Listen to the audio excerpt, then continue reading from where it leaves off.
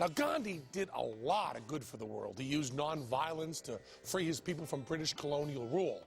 Gandhi was a good guy. Our problem with Mahatma Gandhi isn't the Gandhi part. That just means grosser. It's the Mahatma part that bothers us. Mahatma means sage or saint, which is how people think of him nowadays. We're fine with sage. He was a very wise man, and sage is terrific, rubbed on turkey.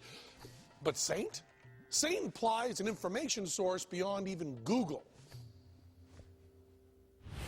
I had a wonderful relationship with him. Arun Gandhi, grandson of Mahatma Gandhi. Yep, we actually pestered Gandhi's grandson to answer our questions. It's amazing what a couple of Emmy nominations and a FTD tickler bouquet can get you. I think that he was a very sincere person. He was a very committed person. He was a very humble person. Sincere, committed, even humble. We'll give you all that. But Mahatma? Now this guy's got quite a different take. Hey, wasn't he one of the bad guys in the second Indiana Jones movie? Colonel G.B Singh, author of Gandhi Behind the Mask of Divinity. Guess not. Behind this image of Gandhi that we came to accept, there's a lot more going on. G.B Singh has been studying Gandhi for 21 years. A former follower in his younger days, Singh went his own way after uncovering some kind of un-Mahatma facts about the bald and bespectacled one. Singh focuses on Gandhi's early years in South Africa, where he wore this really bitchin' and fought against discrimination. Well, discrimination against Indians, not the native Africans. Gandhi's politics in South Africa was driven by race, particularly a racial hatred of black people, calling them kafirs, which is niggers, uncivilized, uneducated, animals. Now, before we rip Gandhi a new asshole for being racist, and he was, let us not get too fucking holier than thou.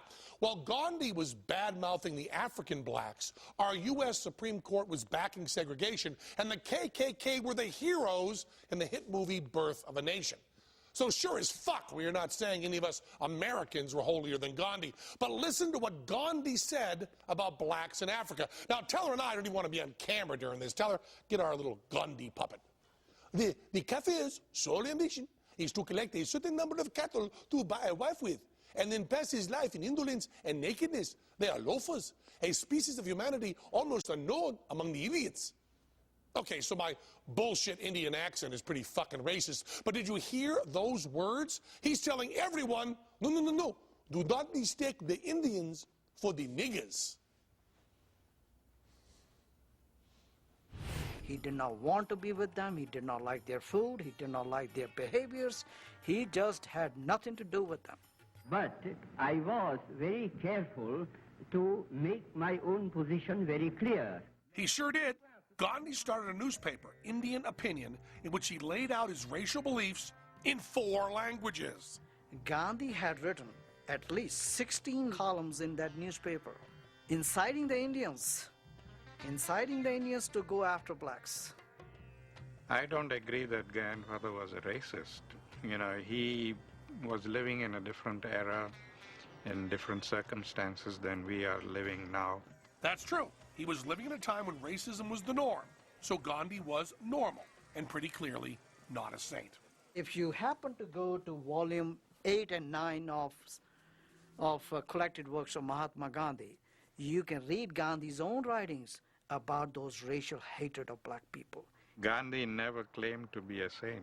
He said he had all the weaknesses of an ordinary person, and one of the weaknesses was sexual. Sex? Who's talking about sex? But hey, if you want to go there... Gandhi is sleeping naked with young girls. Wait a minute. He's sleeping naked with the girls, and the girls are naked too? He's sleeping naked with the girls, and the girls are naked too. Cool. Grandfather did indulge in this experiment to find out whether he had been able to conquer his sexual, weaknesses. What he's doing is preserving his semen.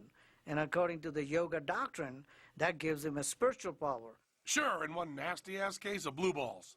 But hold on. There's more shit on Gandhi. Literally.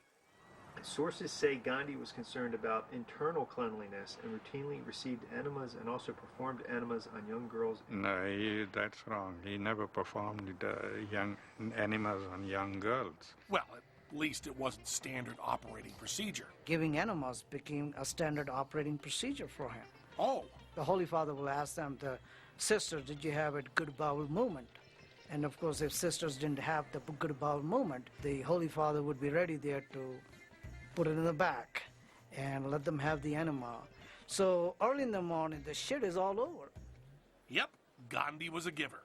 I believe in constructive criticism, but raking up this kind of negativity there, it doesn't really make much sense to me. Man, we're lucky he's into that nonviolence thing.